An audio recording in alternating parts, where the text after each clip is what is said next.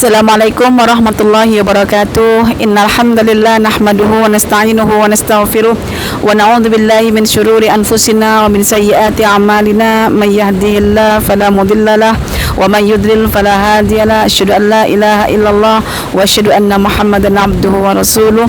Rabbi shrah li sadri wa yassir li amri wahlul 'uqdatam min lisani yafqahu qawli. Rabbi zidni ilman warzuqni fahman. Amin ya rabbal alamin. Alhamdulillah, sahabat-sahabatku sekalian, muslimin dan juga muslimat yang dikasihi oleh Allah. Ya, di belakang saya ini ada bentangan ya laut selatan ya yang bergelombang, dan sesungguhnya laut yang bergelombang ini menawarkan kepada kita sebuah pelajaran yang berharga sebetulnya untuk kita. Orang-orang dulu menganggap bahwa alam semesta dan fenomenanya itu adalah sebagai perumpamaan untuk senang kita memahami keadaan diri kita sendiri.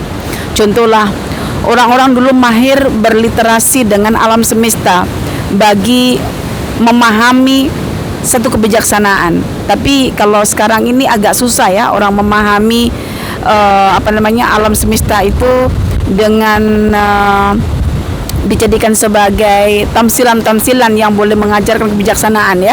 Dan di sini saya coba sedikit ya belajar berliterasi dengan alam semesta dengan laut yang bergelombang, yaitu laut selatan yang ada di Jogja ini. Saya nak coba bagi kepada sahabat-sahabat sekalian bagaimana kita sebetulnya berliterasi dengan alam semesta di samping kita berliterasi dengan kitab, yaitu Al-Quran. Karena Quran dan alam tidak boleh dipisahkan ya. Jadi saya melihat ada dua suasana yang berbeza ketika saya pergi ke laut di timur ya, maksudnya di Lombok, dengan laut yang ada di Jawa di sini, yang bagian selatan. Jadi kalau di Lombok itu lautnya itu memang kebiru-biruan dan tenang begitu, lalu ia menyimpan banyak mutiara di dalamnya. Kemudian kalau laut di sini dia bergelombang dan tidak menyimpan mutiara, tetapi membawa banyak buih. Disinilah akhirnya kita yang dibagi oleh Allah mata untuk menyaksikan, kemudian hati untuk berfikir, akan menemukan pelajaran yang Allah simpankan di fenomena ini. So pelajarannya bagaimana? Kata Ali bin Abi Thalib radhiyallahu anhu, beliau mengumpamakan hati manusia itu laksana lautan. Jadi lautan itu kadangkala tenang, lautan itu juga ada kalanya bergelombang. Lautan yang tenang dia menyimpan mutiara di dalamnya. Lautan yang bergelombang dia membawa buih yang ada di atas. Maka beliau mengatakan, jaga dan rawatlah hatimu dengan kebenaran dan juga kebaikan. Hati yang tenang itu ia akan menyimpan mutiara, sedangkan hati yang bergelombang, yang goncang, itu hanya akan menyimpan buih. Oleh itu, sahabat-sahabat sekalian, semalam kita dah bincang dalam surah Ar-Ra'd ayat yang ke-28 bahwa Allah mengatakan hanya dengan Al-Quran sahaja hati boleh tenang. Mengapa? Karena Quran itu benar. Hati hanya boleh tenang dengan kebenaran. Hati akan sentiasa goncang sangat dengan kepalsuan dan kebatilan. So Allah mengatakan bahwa buih yang ada di atas lautan itu adalah simbolik kebatilan.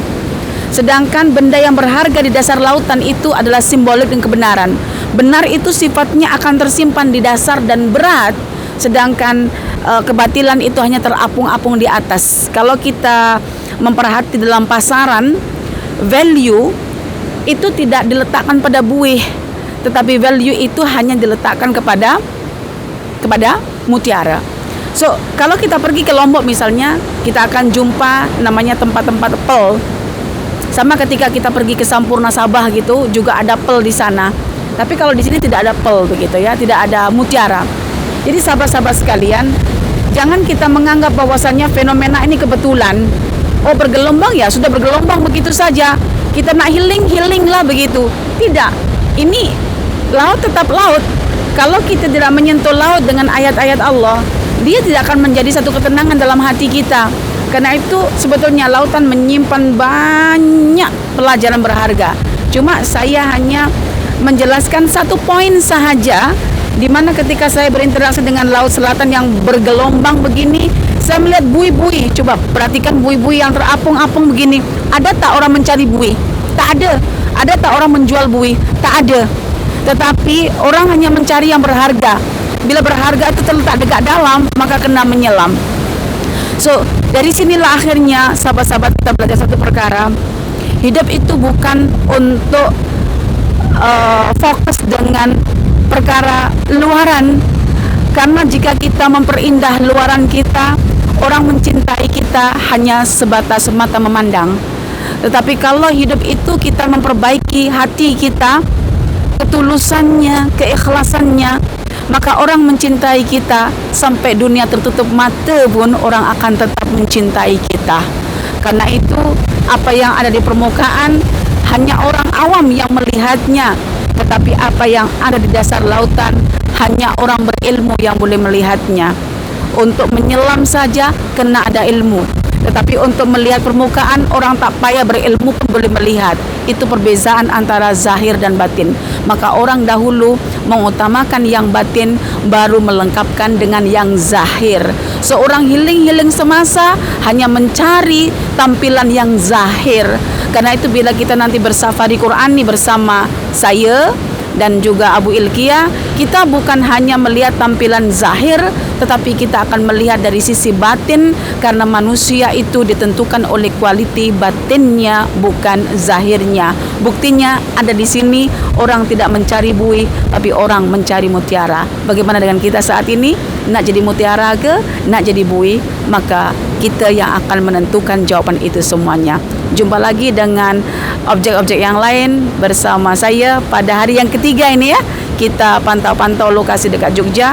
Semua bermanfaat dan saya cukupkan. Aku qauli hadza wa astaghfirullah li wa lakum. Wassalamualaikum warahmatullahi wabarakatuh.